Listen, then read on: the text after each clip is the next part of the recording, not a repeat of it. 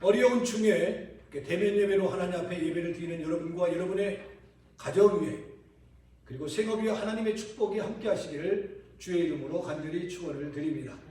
오늘 이 본문 말씀을 중심으로 고통과 절망 속에 부른 찬송이라는 설교의 제목으로 함께 은혜를 나누고자 합니다.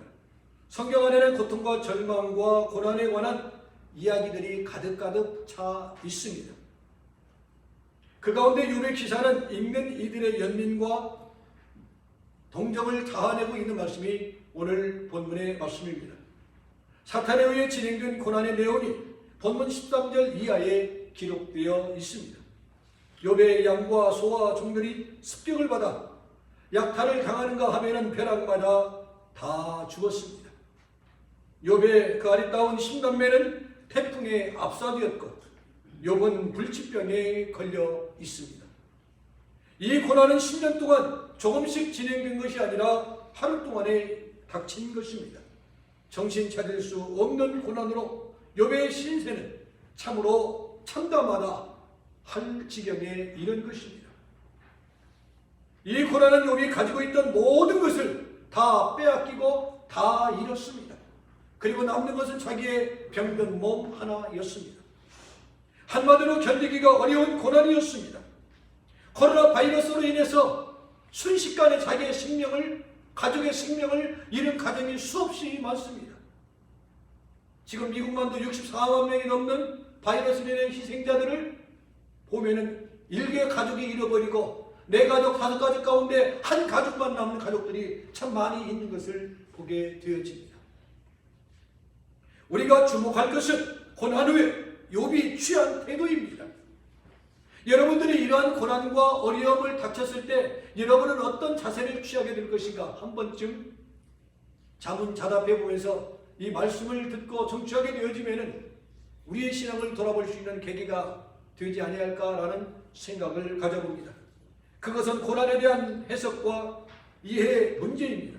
그리고 한 걸음 더 나아가 고난을 대하는 신앙인의 태도입니다.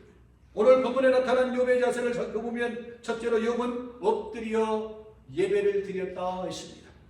지난 성경에는 하나님 앞에 이 어려운 가운데 낙심하지 아니하고 절망하지 아니하고 그럼에도 불구하고 뭐 했다고요? 예배 드렸다는 겁니다. 경배했다라고 표현을 했습니다. 오늘 본문 20절을 보면은 욥이 일어나 겉옷을 찢고 머리털을 밀고 땅에 엎드려 예배하며 라고 있습니다. 본문은 그가 일어났다가 다시 엎드렸다고 설명합니다. 일어난 것은 옷을 찢고 머리털을 밀기 위해서 일어난 것입니다. 옷을 찢고 머리털을 미는 것은 슬픔을 표현하는 것이고 참회에 대한 태도를 취한 것입니다.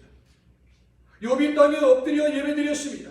이것은 하나님이 하신 일을 믿고 순종하겠다는 것이고 이 고난의 책임을 다른 사람이나 하나님께 전가하지 아니하고 내 자신에게서 한번 찾아보겠다라는 것입니다. 그렇습니다.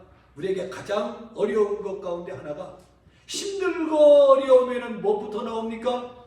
원망부터 나오는 것입니다.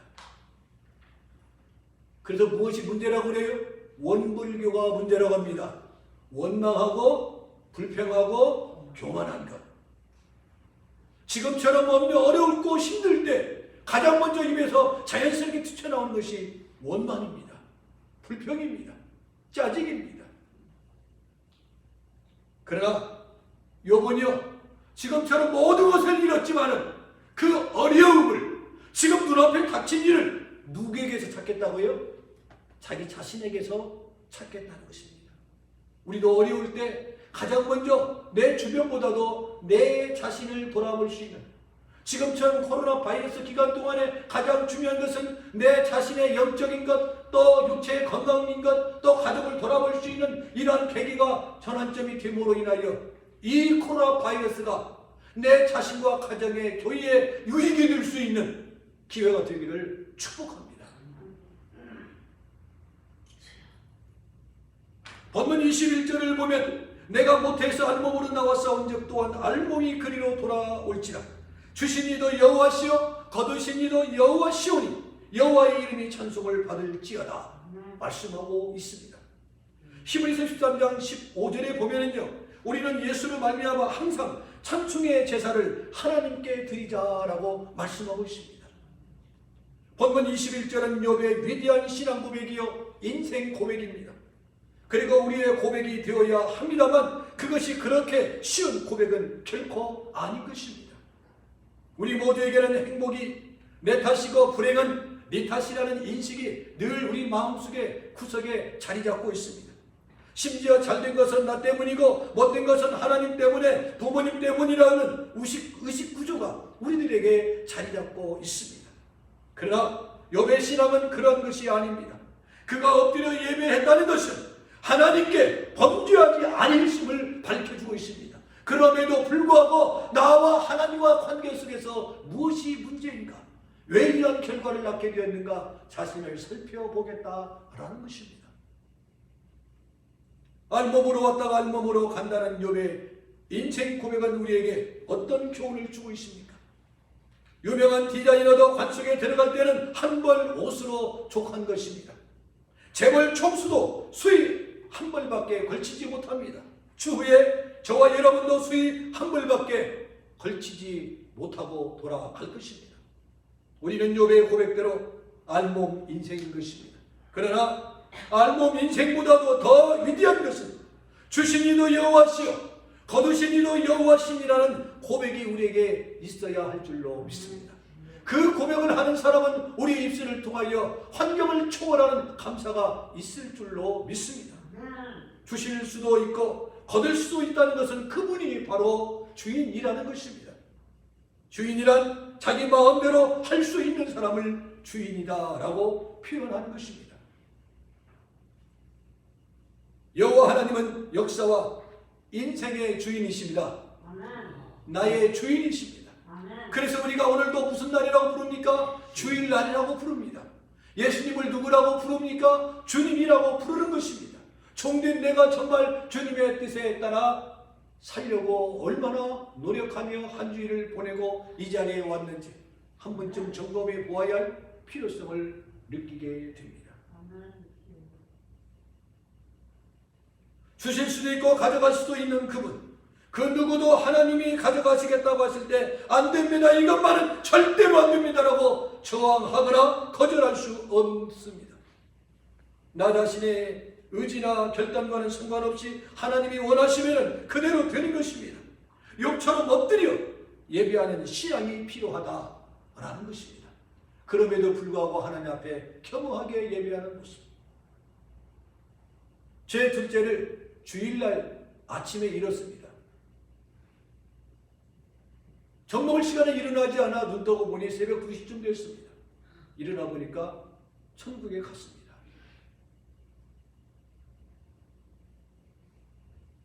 돌발성 유아 사망입니다. 부검 결과 1000명 가운데 1.5명에서 2명이 지금도 그럽니다. 예방도 없고 원인도 모릅니다.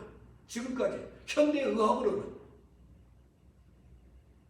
주일 아침 출전한 아스피탈에 데려갔지만 이미 생명이 떠난 다음이었습니다. 그 발걸음으로 바로 새벽제단 피갑할 사람 피갑해서 새벽제단을 쌓고 첫 번째 하나님 앞에 고백한 거 있습니다. 하나님, 제가 두 몫을 하겠습니다. 그리고 주의를 지키고 하나님 앞에 다짐했던 것을 되새기면서 지금까지 오고 있습니다. 사랑하는 교우 여러분, 나 자신의 의지나 결단과는 상관없이 하나님이 원하시면 우리는 예스밖에 할 수밖에 없습니다.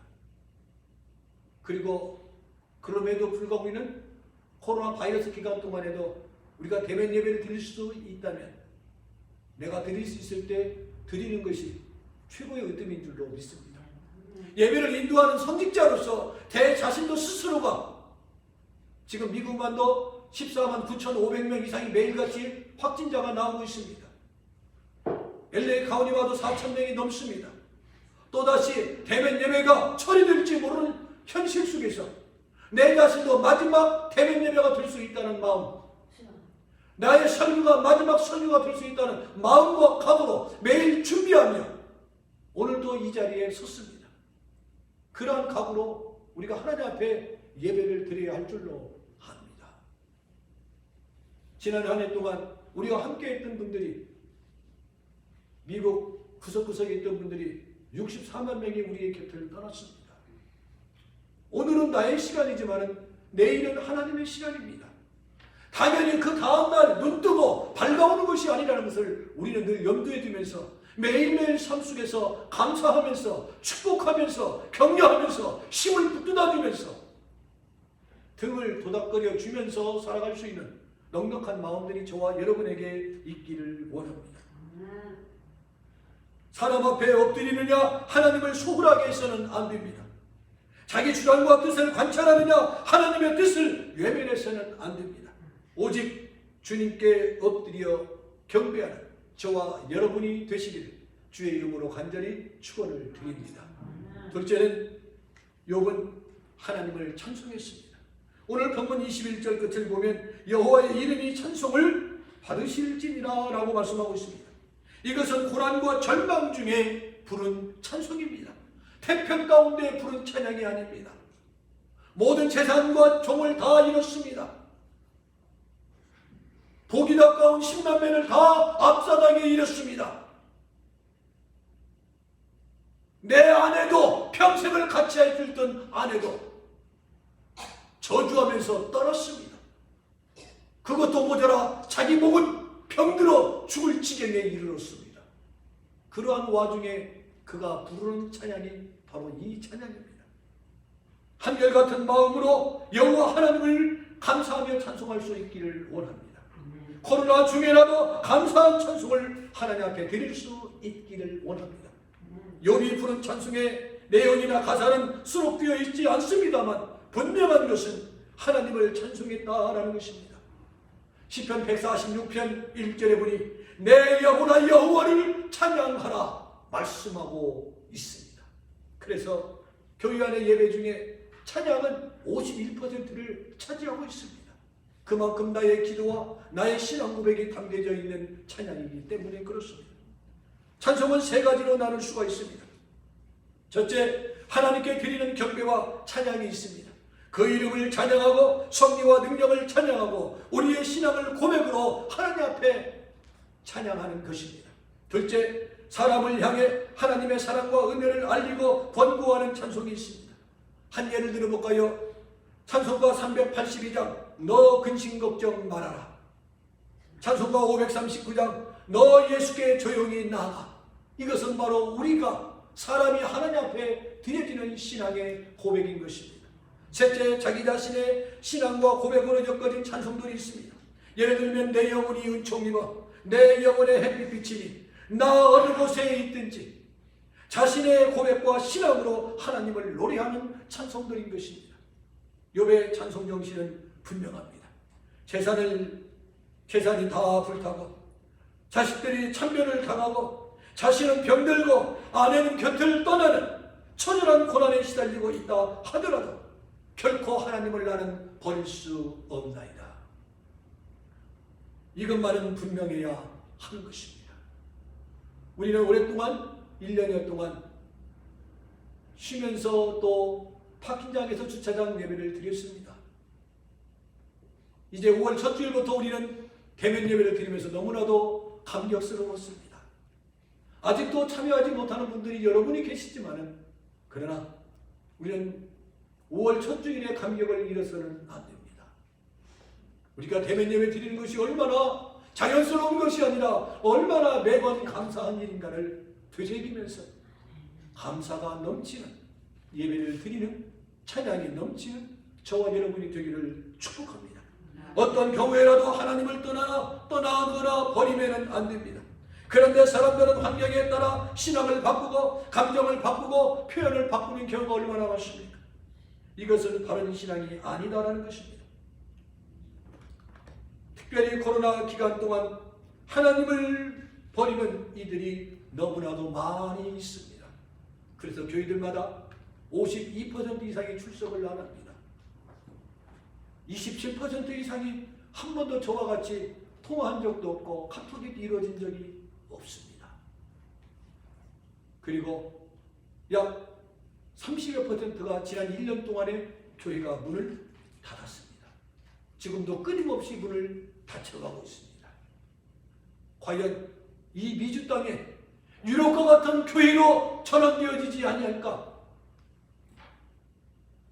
저지 워싱턴을 통하여 이 교회가 말씀 위에 세워져 있고 이 나라가 말씀 위에 세워져 있고 지금까지도 대통령 선서할 때 성경에 손을 얹고 하나님에 대한 권위를 인정하는 이 나라 이 민족이 결국 유럽처럼 교회들이 다 문을 닫고 말 것인가?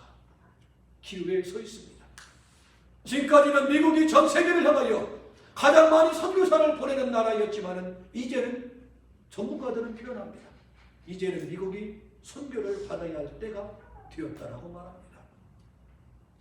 다른 나라는 선교사를 파송할 것이 아니라 미주에 있는 많은 다민족에게 복음을 전해야 할 선교사들이 수없이 많이 거꾸로 들어와야 할 때가 바로 지금이다라고 표현을 하고 있습니다. 나폴레옹이 러시아를 침공하고 모스크바를 점령했습니다. 당시 러시아의 황제였던 차르를 퇴위시키고 나폴레옹이 차르의 자리에 앉아 반대자들을 신문하기 시작합니다. 촌스럽게 생긴 농부 한 사람이 신문대 앞에 서 있습니다. 나폴레옹이 질문합니다. 너는 누구에게 충성하겠느냐? 예, 저는 차르 황제에게 충성하겠습니다. 내가 너를 죽이겠다. 그러나 이제 이 시간이라도 지금부터라도 나에게 충성하겠다면 내가 너를 살려주겠다. 아닙니다. 차르를 반대하느니 차라리 죽음을 선택하겠습니다라고 농부는 대답을 했습니다. 나폴레옹은 그 농부의 충성스러운 태도에 감동을 받아 총살을 취소하고 대신 농부의 손등에 나폴레옹을 상징하는 N자를 새겨 넣었습니다. 문신 작업이 끝나자 그 농부가 그 자리에서 자기 옆에 있던 도끼로 자기의 손을 잘라버렸습니다. 그리고 이런 말을 했습니다. 나에게는 차르 위에는 그 어떤 것도 절대로 있을 수 없어. 사랑하는 성도 여러분, 나에게는 오직 예수밖에 없는 줄로 믿습니다. 그 외에는 그 어떤 것도 절대로 있을 수 없습니다. 그것이 나의 신앙이며 고백이 되기를 축복합니다. 주님 한 분만을 찬양하고 예배하고 사랑합시다. 마지막은 욥은 원망하지 않았습니다. 오늘 본문 22절을 보면 이 모든 일에 욥이 범죄하지 아니하고 하나님을 향하여 원망하지 아니하니라 말씀하고 있습니다. 감사의 반대는 무엇입니까? 원망입니다. 원망은 다음과 같은 경우에 성립됩니다. 첫째, 원망은 불신의 결과입니다. 성경에 나타난 모든 원망은 하나님을 향한 불신에서 비롯된 것을 보게 되어집니다. 이스라엘 백성의 경우를 볼까요? 전쟁 때문에 불신하고 마시는 것 때문에 불신하고 생활의 불편 때문에 원망하고 위기와 고난 때문에 하나님을 원망했던 이스라엘 백성을 보게 되어집니다. 그리고 그 원망의 뿌리는 불신앙이었습니다. 믿음 없는 사람들일수록 원망에 잦아지는 것을 보게 되어집니다. 코로나로 인하여 하나님을 원망하지 맙시다. 둘째, 자기가 가져야 할 책임을 남에게 떠넘기기 위해서 원망합니다. 아담과 하와의 경우를 들 수 있습니다. 자신이 저지른 잘못을 서로 떠넘기기 위해서 그들은 서로 탓하며 원망하였던 것을 우리는 너무나 잘 알고 있습니다. 원망의 깊은 뿌리를 캐 들어가는 그곳엔 의외로 마귀가 자리 잡고 있다라는 것입니다. 셋째, 원망은 악한 습관입니다. 좋은 습관을 지닐 필요가 있지만은 악한 습관은 빠르면 빠를수록 버리는 것이 좋습니다. 감사하는 습관, 웃는 습관, 축복하는 습관은 계속적으로 유지해 나가야 합니다. 그러나 나쁜 습관은 빨리 버릴수록 좋습니다. 원망도 습관입니다. 원망도 계속하게 되어지면 원망할 일이 눈에 띄게 되어집니다. 긍정적인 마음을 가지면 매사에 긍정적인 말이 나오지만 부정적인 생각을 가지면 늘 부정적인 생각이 나옵니다. 개의 눈에는 못밖에 안 보여요? 거시기가 보이듯이 하나님을 섬기는 사람의 온전한 신앙을 가진 사람의 눈에는 항상 믿음의 눈이 열려져서 믿음의 말을 하게 되어지고 축복의 말을 해주고 격려의 말을 해주고 마음의 심령의 평안의 말을 해주게 되는 것입니다. 사랑하는 성도 여러분, 원망하는 습관을 버립시다. 필리 엘란 히트는 이런 말을 했습니다. 환난은 나로 하여금 기도하게 하고 기도는 환난을 나의 주변에서 떠나게 한다 라고 했습니다. 또 플리 리시우스는 이런 말을 했습니다. 성공과 번영은 행운아를 시험하고 고난과 역경은 위인을 시험해 본다라고 했습니다. 원망이 앉았던 자리에 감사가 앉게 하는 여러분이 되기를 축복합니다. 이제 결론을 찾겠습니다. 만일 욥의 고난이 고난으로 마감되었다면 욥 자신은 물론 고난받는 사람들에게 절망적인 사건이 되었을 것입니다. 그러나 욥의 고난은 행복으로 바뀌어 결말을 맺습니다. 해피엔딩입니다. 얼마나 우리에게 기쁨의 좋은 위로의 말씀이 됩니까? 욥기 42장을 보면은 그를 떠났던 사람들, 예를 들면 친구와 이웃들이 찾아와 그를 위로했고, 잃었던 재산은 어떻게 됐습니까? 원상복귀하게 갑절의 축복으로 임하게 되어졌습니다. 그리고 태풍으로 잃었던 신남매는 더 준수하고 더 아름다운 자녀들을 신남매 하나님이 허락해 주셨습니다. 욥 자신은 건강하게 140년을 더 살다가 이 세상을 떠났습니다.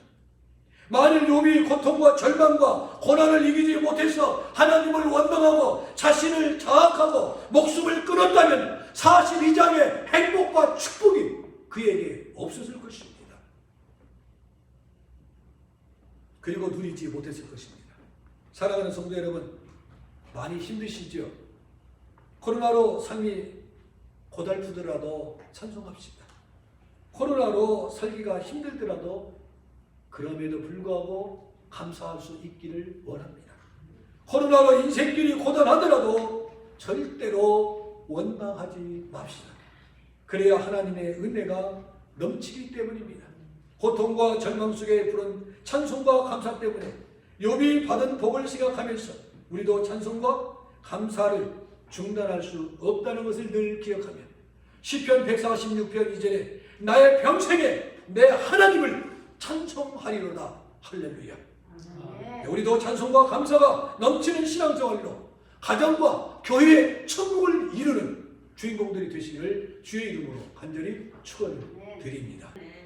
이제 우리 주 예수 그리스도의 은혜와 성부 하나님의 무한하옵신 사랑하심과 성령님의 교통 교제의 역사인도 충만하심의 은총이 주 앞에 나와 제단을 쌓는 온 교우들 위에 가정 위에 출타한 심령들과 오늘도 평안으로 양로원에 계시는 정윤예 권사님 위에 그리고 오늘도 일하며 직장에 수고하는 분들 위해 이제로부터 영원토록 함께 있을지어다. 아멘.